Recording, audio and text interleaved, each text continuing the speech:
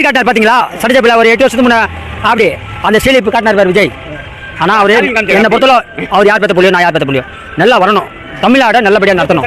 Mass பண்ணிட்டாரு, வேற level. இதோட இந்த சட்டசபைக்கு அவங்க வரவே கூடாது, காலைல ஒரு எடுத்து வச்ச உடனே ஓடணும், அது மாதிரி இருக்கணும். இந்த பார்ட்டி ஃபண்டுன்னு பேசினார் பாத்தீங்களா, அவங்களுக்கு ஏன் பயம் வருது? பார்ட்டி ஃபண்ட் எடுத்தா அப்ப தப்பு பண்ணவங்க தானே பயந்து ஓடுறாங்க. இப்போ பார்ட்டி ஃபண்டுன்னு சொல்றாரு, யாரை பத்தி வேணும் பேசாமே. பிஜேபி இருக்கு, டிஎம்கே இருக்கு, ஏடிஎம்கே இருக்கு, எவ்வளவு கட்சிகள் இருக்கு. இப்போ அவங்களுக்கு மட்டும் ஏன் உரைக்குது? அது ஏன் குத்துது அவங்களுக்கு? அப்படி குத்தவ தானே ஓடுறாங்க.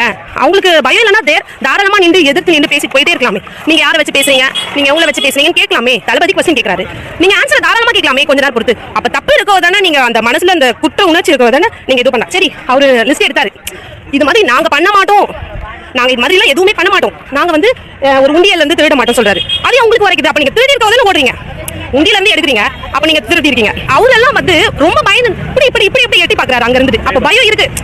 சேகர் பாபு தான் சொல்றாரு டைரக்டாவே, அவருக்கு அந்த பயம் இருக்கவ தான் எட்டி பாக்குறாரு. ஐயோ நம்ம தேடி எதுனா வந்துட போகுது அப்படின்னு. பார்ட்டி ஃபண்ட், அந்த பார்ட்டின்றது யார் வேணா இருக்கலாம், நீங்க ஏன் பயப்படுறீங்க சார்? அவர் 40 நாள் போட்டதுக்கு பதில் கரெக்டாக கொடுத்தார் சார், சரியான பதிலடி இது.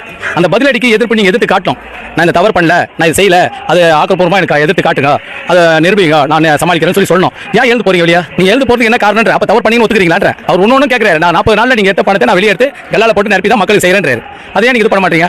எந்த தவறு நான் பண்ண உறுதியளிங்க, நான் எந்த தவறு பண்ணலன்னு சொல்லுங்க. ஒரு வார்த்தை தான் பேசினா போல, எதுவுமே பேசல. ஒரு நார்மலா ஒரு 20 லைன் படிச்சுட்டு ஒரே ஒரு பார்ட்டி, அது கூட ஒரு அசால்ட்டா பின்னாடி மினிஸ்டர் கேட்டா போல பார்ட்டி ஃபண்ட் தான் சொன்னார். அதுக்கு எதுக்கு நீங்க இவ்வளவு ட்ரிகர் ஆனீங்க ஒண்ணுமே புரியல. ஆனா பார்ட்டி ஃபண்ட் நடக்காம இல்ல, நான் சொல்லிட்டேன். பார்ட்டி ஃபண்ட் நான் சொல்லிட்டேன்.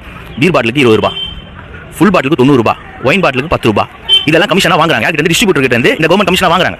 இப்போ செல்லர் பையர் கிட்ட வாங்குறாங்க, 10 ரூபாய் வாங்கின உடனே ஒருத்தர் சொல்றாங்க 10 ரூபாய் வாங்குறாங்க, நமக்கு தெரிஞ்சிச்சு. இது டிஸ்ட்ரிபியூட்டருக்கும் கவர்மெண்ட்டுக்கும் உள்ள பிரச்சனை. இது வந்து இது வரைக்கும் யாருக்கும் தெரியாம இருந்துச்சு. இப்போ கவர்மெண்ட் மாறிச்சு, மினிஸ்டர் மாறின உடனே இந்த விஷயம் எல்லாம் தெரிய வந்துச்சுல. அதை வந்து இப்போ என்ன சொல்றாரு, ஸ்டேட் அந்த ஃபண்ட் எல்லாமே கவர்மெண்ட் போடுறேன், டாக்ஸ் ஆக்கி நான் கவர்மெண்ட் போறேன். அது வந்து மாச வருமானம் 100 கோடி, வருஷம் வருமானம் 1200 கோடி. ஸ்டேட் நான் ஃபண்டுக்கு போட்டு அந்த சொன்னாங்க ஸ்டாலின் டாக்ஸ், அந்த டாக்ஸ் தான் டாக்ஸ். ஆமா, அந்த டாக்ஸ்ல தான் இது பார்ட்டி ஃபண்ட் வந்து எதிர்பார்ட்டி எப்படி ஓடுது பாத்தீங்களா இல்லையா? உதயநிதி வந்து ஆளுங்கட்சி சொல்லியிருந்தாரு நிறைய சோஃபா மாடல். ஆனா மக்கள் எல்லாமே சொல்ல ஆரம்பிச்சிட்டாங்க வெளிநடப்பு மாடல்னு சொல்ல ஆரம்பிச்சிட்டாங்க. எல்லாமே பார்த்தா ட்ரெண்டிங்ல ஓடுது வெளிநடப்பு மாடல்.